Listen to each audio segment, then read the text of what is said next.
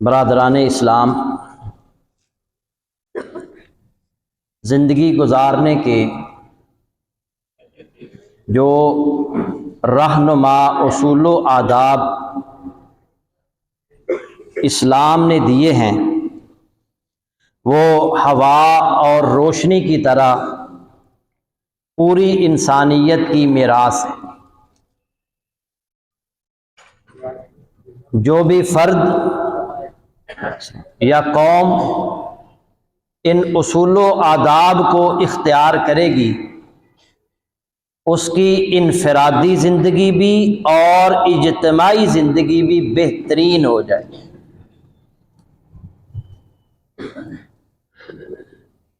اگر کوئی غیر مسلم ہی کیوں نہ ہو، وہ بھی اسلام کے دیے ہوئے اصول و آداب کو اختیار کرتا ہے تو دنیا کی زندگی کم از کم ان کی بہترین ہو جائے گی۔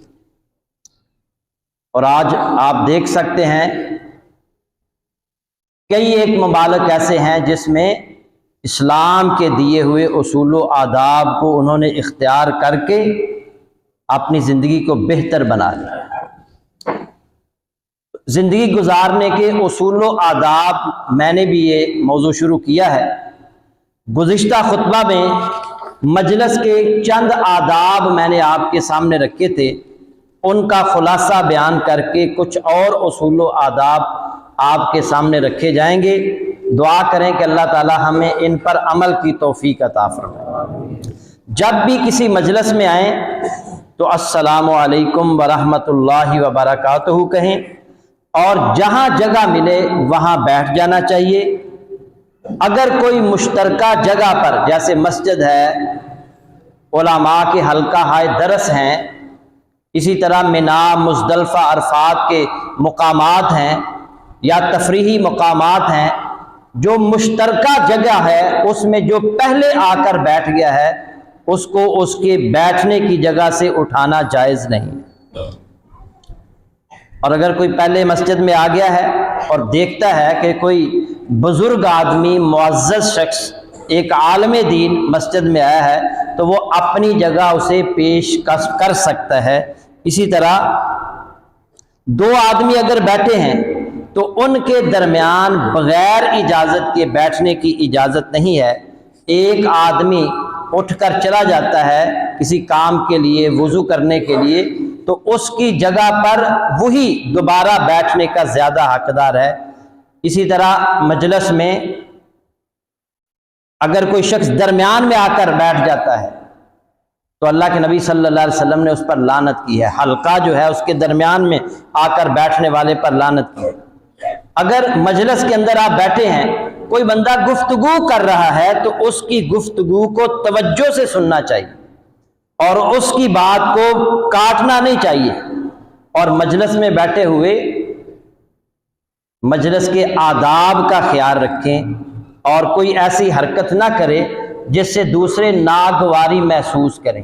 بعض لوگ مجلس میں بیٹھ کر ناک کی صفائی شروع کر دیتے ہیں، اپنے دانتوں کو کھانا، اپنے یہ جو ناخن ہیں ان کو کھانا شروع کر دیتے ہیں، تھوکتے ہیں اور گوز مارتے ہیں، اسی طرح جمائیاں لیتے ہیں، گڑائیاں لیتے ہیں۔ یہ معیوب اور برا سمجھا جاتا ہے، ان سے بچنا ہے۔ اور یہ بات ذہن نشین کر لیں کہ ہمارے کسی بھی عمل سے، کسی بھی عادت سے کسی مسلمان کو معمولی سی تکلیف بھی نہیں پہنچنی چاہیے، کیونکہ مسلمان کو تکلیف دینا، یہ ایذا دینا، یہ حرام ہے۔ اب آئیے ایک اور حدیث سنیے۔ نبی صلی اللہ علیہ وسلم نے فرمایا، عبداللہ بن مسعود رضی اللہ تعالی عنہ اس حدیث کے راوی ہیں، اذا کنتم ثلاثۃ فلا یتناجسنان دون الآخر حتی تختلطوا بالناس من اجل ان ذلک یحزنہ۔ یہ متفق علیہ حدیث ہے، بخاری مسلم کی حدیث۔ نبی صلی اللہ علیہ وسلم نے فرمایا جب تم تین ہو نا، تین، تو ایک آدمی کو چھوڑ کر دو آپس میں گفتگو نہ کریں۔ تین آدمی ہو نا کسی جگہ بیٹھے ہوئے، ایک آدمی کو الگ کر کے دو آدمی آپس میں گفتگو نہ کریں، حتیٰ تختلطوا بالناس، یہاں تک کہ تم دوسرے لوگوں کے ساتھ مل جاؤ، من اجل ان ذالک یحزنہ، یہ بات اسے غمگین کرے گی۔ تین آدمی ہیں، تین دوست ہیں، ایک کو الگ کر کے دو آپس میں گفتگو کرنا شروع کر دیتے ہیں، تو یہ جو تیسرا بندہ ہے جو الگ جس کو کر دیا گیا ہے، یہ غم زدہ ہوگا، پریشان ہوگا، اسے تکلیف ہوگی۔ اتنی معمولی سی تکلیف دینے کی بھی اجازت نہیں ہے۔ کیوں اسے الگ کر کے گفتگو نہیں کرنی؟ اس لیے کہ وہ جب الگ ہوگا نا، اس کے دل میں یہ خیال گزرے گا کہ یہ میرے خلاف کوئی منصوبہ بنا رہے ہیں، اسی لیے تو مجھے الگ کر دی۔ یا وہ یہ سوچے گا کہ مجھے اتنا ہی اس قابل ہی نہیں سمجھا انہوں نے کہ اپنے اس مشورے کے اندر مجھے شریک ہی کر لیں۔ تو اس لیے اللہ کے نبی صلی اللہ علیہ وسلم نے فرمایا جب تین آدمی ہوں، ایک کو الگ کر کے دو آپس میں گفتگو نہ کریں۔ اگر چار آدمی ہیں، پانچ آدمی ہیں، تو پھر دو دو تین تین آپس میں گفتگو کر سکتے ہیں۔ اگر چار آدمی ہیں تو پھر بھی امام مالک رحمۃ اللہ علیہ فرماتے ہیں تین آدمی الگ ہو کر ایک کو الگ کر کے آپس میں گفتگو نہ کریں۔ چار ہیں، پانچ ہیں، چھ ہیں، 10 ہیں، جتنے بھی ہیں، ایک کو الگ کر کے باقی آپس میں گفتگو نہ کریں۔ امام مالک رحمۃ اللہ علیہ نے عبداللہ بن دینار رضی اللہ تعالیٰ عنہ سے بیان کیا ہے کہ ایک دفعہ میں اور حضرت عبداللہ بن عمر رضی اللہ تعالیٰ عنہما بازار میں خالد بن عقبہ رضی اللہ تعالیٰ عنہ کے گھر کے پاس تھے۔ ایک آدمی آیا اور انہوں نے اس آدمی نے عبداللہ بن عمر سے الگ سے بات کرنے کی کوشش کی، تو عبداللہ بن عمر رضی اللہ تعالی عنہما نے، اب ہم تین ہو گئے تھے، اس نے ان سے الگ سے بات کرنے کی کوشش کی، تو ایک اور آدمی کو انہوں نے بلایا، اب ہماری تعداد 4 ہو گئی، تو وہ الگ ہو کر مجھے وہ اس آدمی کو لے کر الگ ہو گئے اور پھر اس سے گفتگو کی، اور اس موقع پر انہوں نے یہ حدیث بیان کی کہ نبی صلی اللہ علیہ وسلم نے فرمایا تھا جب تم تین ہوتے ہو نا، ایک کو چھوڑ کر دو آپس میں گفتگو نہ کرو، اس سے وہ آدمی غمگین ہوگا، پریشان۔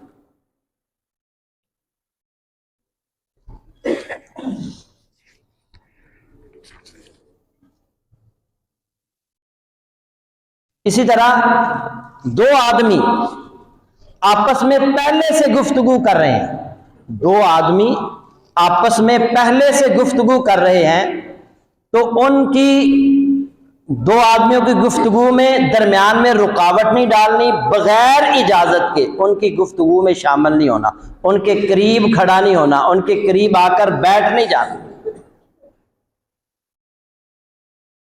سعید مقبری رحمۃ اللہ علیہ فرماتے ہیں کہ میں عبداللہ بن عمر رضی اللہ تعالی عنہما کے پاس سے گزرا، ان کے ساتھ ایک آدمی باتیں کر رہا تھا، میں ان کے پاس کھڑا ہو گیا تو انہوں نے میرے سینے میں دھکا دے کر کہا کہ جب دو آدمی آپس میں گفتگو کر رہے ہوں تو اجازت، جب تک اجازت نہ لو ان کے پاس نہ آ کر کھڑے ہو، نہ ان کے پاس بیٹھو۔ یہ ادب المفرد امام بخاری کی کتاب ہے، اس میں یہ روایت موجود ہے۔ اور یہ یاد رکھیں کہ جو بندہ، نبی صلی اللہ علیہ وسلم نے فرمایا، جو شخص لوگوں کی بات کان لگا کر سنتا ہے، چھپ کر سنتا ہے، وہ لوگ اسے سنانا نہیں چاہتے، ان کی بات چھپ کر ان کی بات سن رہا ہے، کل قیامت والے دن اس کے کانوں میں سیسا ڈالا جائے گا، سیسا۔ آج عام سی بات ہو گئی ہے اور ہم اسے گناہ نہیں سمجھتے، لوگوں کی باتیں سننا۔ کوئی دوست آپ کے پاس بیٹھا ہے، اٹھ کر گیا ہے نا واش روم میں یا کسی جگہ پر، اس کا موبائل پڑا رہ گیا ہے تو بندہ اٹھا کر اس کے میسج پڑھنا شروع کر دیا۔ گھروں کے اندر نندے آتی ہیں تو بھابھی کا فون پکڑتی ہیں، کنو کنو فون کر دی۔ भाभी नंदों के फोन चेक कर रही है कि ये किस किस के साथ इसके रवाबत है, किस किस को ये फोन करती है, इसकी इजाजत नहीं है। और आजकल आप आए रोज ऑडियोज और वीडियोज लीक हो रही हैं, लोगों की गुफ्तगू रिकॉर्ड की जाती है, फिर उसको सोशल मीडिया पर वायरल किया जाता है। इस्लाम ये कहता है, अल्लाह रब्बुल इज्जत फरमाते हैं, या अय्युहल्लज़ीना आमनू इज्तनिबू कसीरम मिनज़्ज़न्नि इन्न बअज़-ज़न्नि इस्मुन वला तजस्ससू। एक दूसरे की जासूसी ना किया करो, फोन रिकॉर्डिंग करके फिर आगे उसको वायरल करना ये बहुत बड़ा जुर्म है, गुनाह का काम। और कल क़यामत वाले दिन ऐसे अफराद जो किसी की गुफ्तगू रिकॉर्ड करते हैं, छुपकर सुनते हैं और फिर उसको वायरल करते हैं, कल क़यामत वाले दिन उनके कानों में शीशा डाला जाएगा, शीशा। इसी तरह हमारे मुआशरे के अंदर कोई बंदा मेरे साथ आपके पास आकर कोई राज की बात करता है तो हम आगे उसको बयान कर देते, ये खयानत है। बेहतरीन राजदान बनिए। आपके पास किसी ने कोई राज की बात की है, उसको अपने सीने में रखें, उसको आगे ना पहुंचाएं। और अगर कोई शख्स आपके साथ कोई बात करता है, राज की बात करता है और ये साथ कहता है कि ये राज की बात है, आगे नहीं करनी, किसी के साथ नहीं करनी, आप आगे उसको पहुंचा देते हैं तो आप खयानत का इर्तिकाब करते हैं। राजदान बनिए। और ये आज का मसला नहीं है, पहले से ये मसला चला आ रहा है। बाज बंदों के पेट में बात नहीं रहती। हजरत उमर फारूक रजी अल्लाह ताला अन्हु जब मुसलमान हुए ना, तो वो कहने लगे, दिल में सोचते हैं कि मेरे मुसलमान होने से ना मक्का के काफिरों को बड़ी तकलीफ होगी, मगर पता कैसे चले, लोगों तक खबर कैसे पहुंचे कि उमर मुसलमान हो गया। तो फौरन एक बंदा ज़हन में आया कि वो बंदा जो है ना, अगर उस तक बात पहुंच जाए ना तो वो शाम तक मक्के के हर घर में खबर पहुंचा। होते हैं ना बंदे ऐसे। तो उमर फारूक रजी अल्लाह ताला उसके घर गए, उसको सलाम किया और कहा, यार मैं तेरे नाल एक खबर शेयर करनी है, लेकिन मेरी ताकीद है किसी को दसना नहीं। मजीद उस पर जोर डाला ताकि ये और बयान करे, किसी को बताना नहीं। वो कहना तुहानू पता ही है, मैं कभी किसी ने दसे।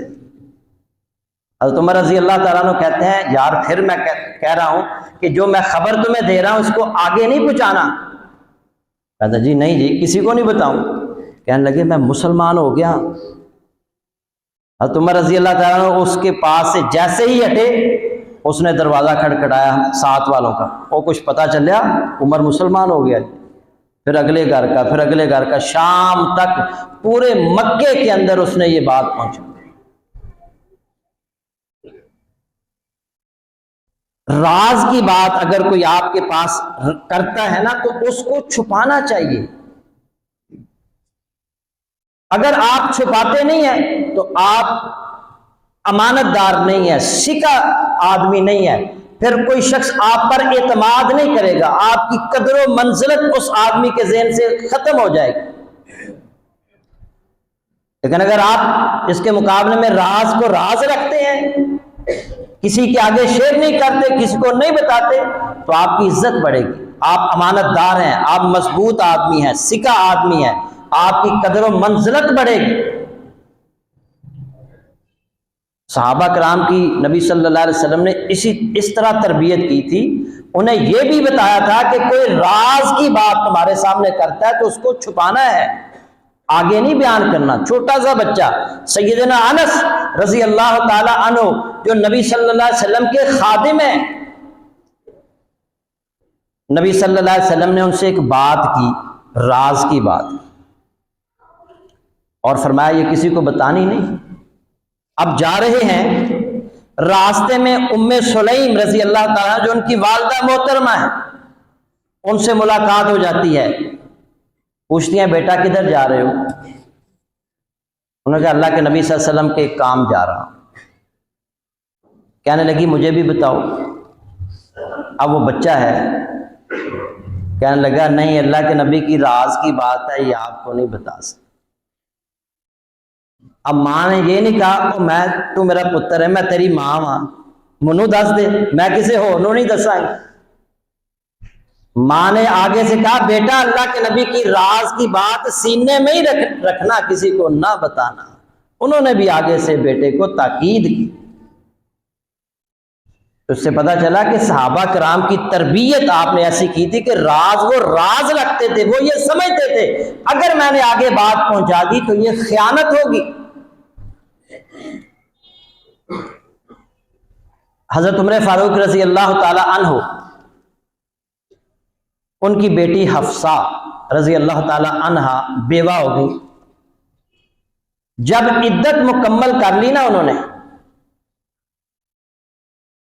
تو سیدنا عمر فاروق رضی اللہ تعالی عنہ سیدنا عثمان غنی رضی اللہ تعالی عنہ کے پاس آئے اور ان سے کہا کہ آپ میری بیٹی سے نکاح کر لیں، شادی کر لیں۔ تو حضرت عثمان رضی اللہ تعالیٰ نے کہا میں سوچ کر بتاؤں گا، مجھے کچھ مہلت دی۔ میں کہا ٹھیک ہے سوچ لیں۔ حضرت عمر فاروق رضی اللہ تعالیٰ نے کچھ دن انتظار کیا، پھر حضرت عثمان کے پاس گئے اور جا کر پوچھا میں نے تمہیں کہا تھا کہ میری بیٹے سے نکاح کر لو، تو کیا سوچا انہوں نے؟ تو کہنے لگے جی میرا ابھی شادی کا ارادہ نہیں۔ حضرت عمر فاروق رضی اللہ تعالیٰ نے پریشان ہوئے۔ بہرحال وہاں سے وہ سیدھے سیدنا ابو بکر صدیق رضی اللہ تعالیٰ عنہ کے پاس گئے اور کہا کہ آپ میری بیٹی حفصہ سے نکاح کر لیں۔ یہاں یہ بات سمجھ لیں، ہمارے معاشرے کے اندر نا بیٹیوں والے رشتہ نہیں دیتے، وہ خود آفر نہیں کرتے، کہتے ہیں جی نہیں جی منڈیاں والے انہوں کی ذمہ داری ہے، لڑکوں والوں کی ذمہ داری ہے وہ رشتہ پوچھیں۔ اور یہ کوئی مسئلہ نہیں ہے، لڑکی والے بھی رشتہ پوچھ سکتے ہیں، جیسا کہ یہ دلیل میں نے آپ کے سامنے رکھی ہے کہ حضرت عمر فاروق رضی اللہ تعالیٰ خود آفر کر رہے ہیں حضرت عثمان سے کہ میری بیٹی کے ساتھ آپ نکاح کر لیں۔ پھر جب انہوں نے انکار کیا تو سیدنا ابو بکر صدیق رضی اللہ تعالیٰ عنہ سے کہتے ہیں کہ آپ میری بیٹی سے نکاح کر لیں۔ تو یہ کوئی مسئلہ نہیں ہے کہ لڑکی والے رشتہ نہیں پوچھ سکتے، لڑکوں والوں کی ذمہ داری ہے، یہ میڈ ان پاکستان مسئلہ ہے، قرآن و حدیث میں اس کا کوئی ذکر نہیں۔ لڑکی والے بھی آفر کر سکتے ہیں، لڑکے والے بھی آفر کر سکتے ہیں۔ اب سیدنا ابو بکر صدیق سے جب انہوں نے کہا نا آپ میری بیٹی حفصہ سے نکاح کر لیں، تو ابو بکر صدیق نے کوئی جواب نہیں دیا رضی اللہ تعالی۔ تو حضرت عمر کو حضرت عثمان سے بھی زیادہ تکلیف ہوئی کہ ان سے تو حضرت عثمان سے بھی زیادہ تعلق ہے، انہوں نے تو انکار کر دیا، انہوں نے جواب بھی نہیں دیا، خاموش ہو کے چلے ہو گئے۔ کچھ دن گزرے تو نبی صلی اللہ علیہ وسلم نے حضرت عمر سے حفصہ کا رشتہ مانگ لیا اور حضرت عمر نے اپنی بیٹی کا نکاح سید الاولین والآخرین امام الانبیاء محمد رسول اللہ صلی اللہ علیہ وسلم سے کر دی۔ شادی ہو گئی نا جب، تو پھر سیدنا ابو بکر صدیق رضی اللہ تعالیٰ عنہ عمر فاروق رضی اللہ تعالیٰ عنہ کے پاس آئے اور کہا عمر تم ناراض تو ہوئے ہوگے جب تم نے بیٹی کا رشتہ مجھے آفر کیا تو میں نے کوئی جواب نہیں دیا۔ انہوں نے کہا بہت ناراض ہوا۔ انہوں نے کہا دراصل اللہ کے نبی میرے سامنے اس بات کا اظہار کر چکے تھے کہ میں نے حفصہ سے نکاح کا فیصلہ کر لیا ہے اور ابھی یہ راز ہے، ابھی اس کو کسی کو بتانا نہیں ہے۔ تو یہ اللہ کے نبی کی راز کی بات تھی، اس لیے جب اللہ کے نبی حفصہ سے نکاح کا ارادہ کر چکے تھے تو پھر میں کیسے آفر قبول کرتا۔ اور پھر انہوں نے فرمایا کہ اگر اللہ کے نبی صلی اللہ علیہ وسلم حفصہ سے نکاح کا ان کا ارادہ نہ ہوتا تو میں یقیناً حفصہ سے نکاح کر لوں۔ تو حضرت ابو بکر صدیق رضی اللہ تعالیٰ نے بھی اللہ کے نبی کی راز کی بات اپنے قریب ترین دوست کو نہیں بتائی۔ جنگ بدر جب ہوئی تھی نا، قریش کا ایک قافلہ شام سے آ رہا تھا، تو ابو سفیان اس کی قیادت کر رہا تھا۔ تو اللہ کے نبی صلی اللہ علیہ وسلم کو پتہ چلا تو آپ نے اس قافلے کو روکنے کا فیصلہ کر لیا، صحابہ کو لے کر نکل پڑے۔ ادھر ابو سفیان کو پتہ چل گیا کہ مسلمان ہمیں روکنے کے، ان کے پاس بہت سارا مال تھا، ہمیں آ رہے ہیں۔ تو اس نے نا ایک بندے، زمزم اس کا نام تھا، زمزم بن عمر، اس کو بھیجا کہ جاؤ مکہ جا کر فوراً اطلاع کرو کہ جو ہے نا وہ مسلمان حملہ کرنے والے ہیں اور ہماری مدد کو۔ اس دوران نبی صلی اللہ علیہ وسلم کی پھوپھی ہیں عاتکہ بنت عبد المطلب، ان کو ایک خواب آیا،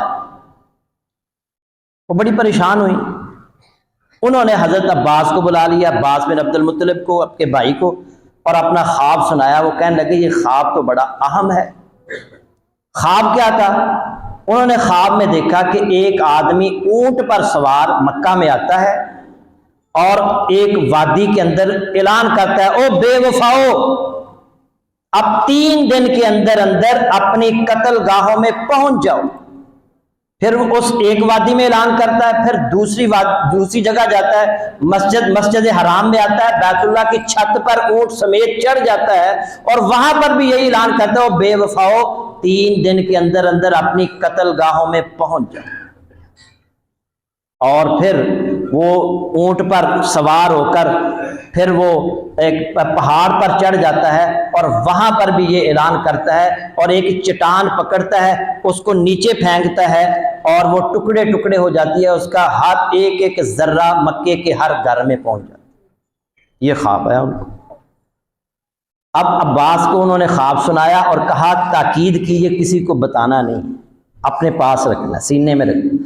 حضرت عباس پریشان تھے، آگے آئے تو آگے ولید بن عتبہ ان کا دوست تھا، وہ مل گیا، ولید بن عتبہ کو خواب سنا دیا۔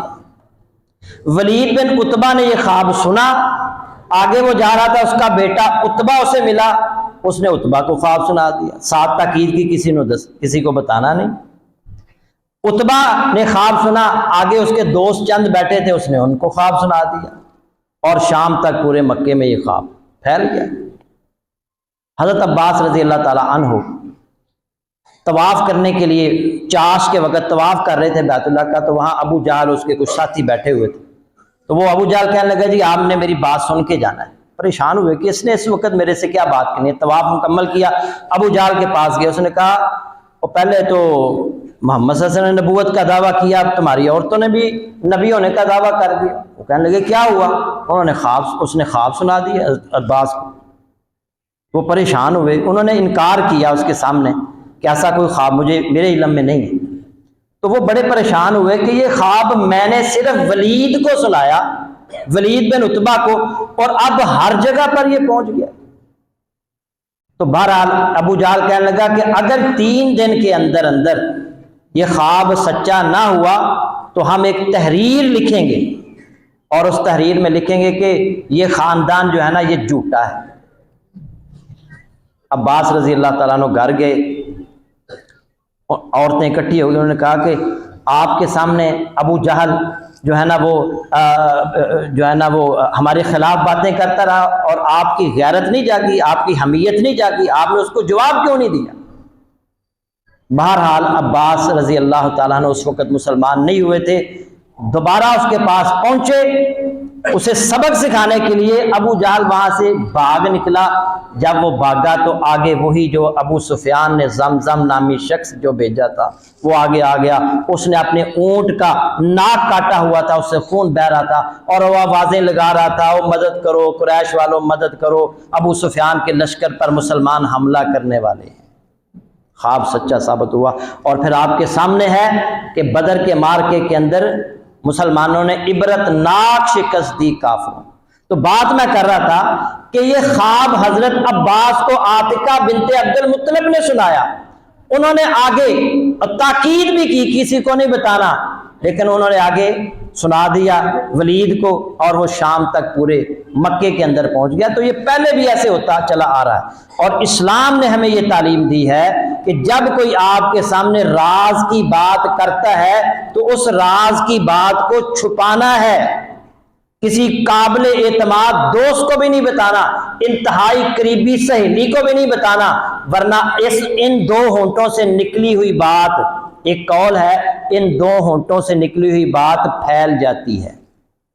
آپ اس بات کو پھیلنے سے روک نہیں سکتے۔ تو میرے بھائیوں، یہ ادب ہے، یہ اصول اسلام نے ہمیں دیا ہے، اور یہ بات واضح کر دی ہے کہ راز اگر تمہیں کوئی بتاتا ہے، کوئی بات بتاتا ہے، تو اس کو راز رکھنا ہے، اپنے سینے میں دفن کرنا ہے، اسے آگے نہیں پھیلانا۔